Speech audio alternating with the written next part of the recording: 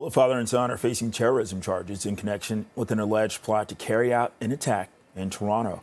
The RCMP held a news conference today at their detachment in Newmarket to provide an update on the investigation. They say that the pair were arrested at a hotel in Richmond Hill on the weekend, and they were in advanced stages of planning a serious violent attack in Toronto. The RCMP are alleging that the father and son knowingly facilitated terrorist activity in the GTA. 62-year-old Ahmed El-Didi and 26-year-old Mustafa El-Didi are facing terrorism-related charges, as well as conspiracy to commit murder and weapon possession for a dangerous purpose. The father is also charged with aggravated assault.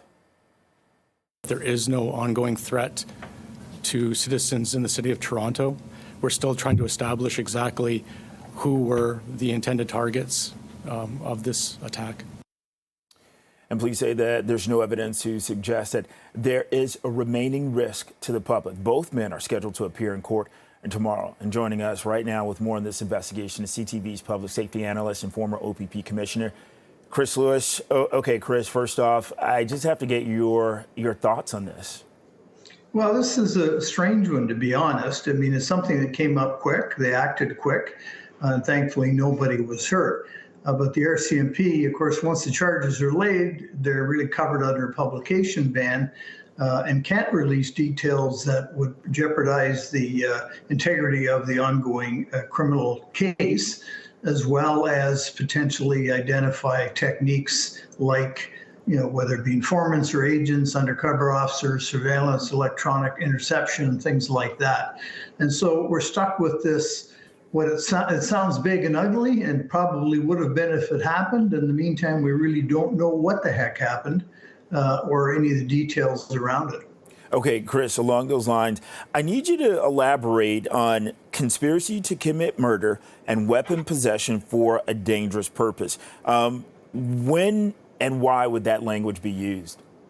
Well, conspiracy to commit murder, you'd have to prove that two or more people conspired to kill somebody.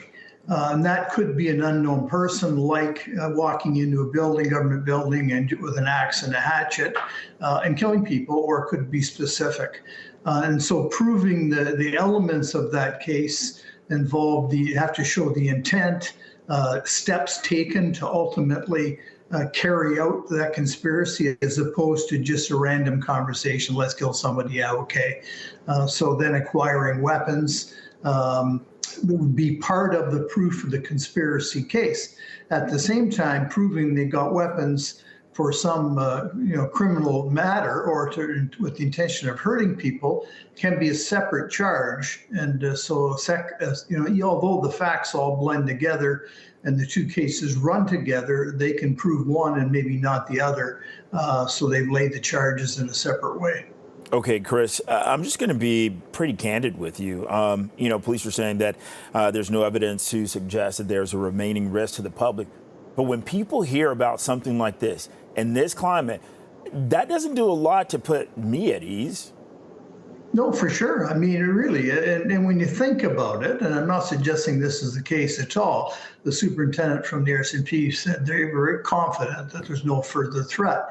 And they're assuming that, I assume, because they've taken these people and they put them in jail.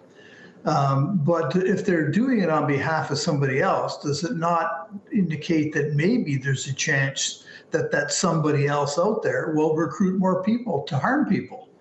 And so I think it's a pretty kind of broad statement to make, and I don't know how you could be that firm that there's no further threat to the public safety. Okay, Chris, how do you want to leave this? How do I want to what, sorry? How do you want to leave this interview? What do you want to leave people with? I think the fact that police and security services, CSIS, obviously in this case, are working together. They're monitoring things, they're doing investigations, they're making arrests, and they're making the public safe. Undoubtedly, the world isn't safe. And things could happen out there at any time, totally unplanned, accidental, or someone has a quick thought. But, ultimately, many of these things are being mitigated and removing potential threats. And the rest of us human beings in society, we have to kind of live with the fact that the reality is there are threats to public safety out there, accidental or planned. And we have to look after ourselves and monitor our own, our awareness around and our surroundings and get out of situations that we feel might be dangerous. Okay, CTV's Public Safety Analyst and former OPP Commissioner Chris Lewis. Thank you for your time, Chris.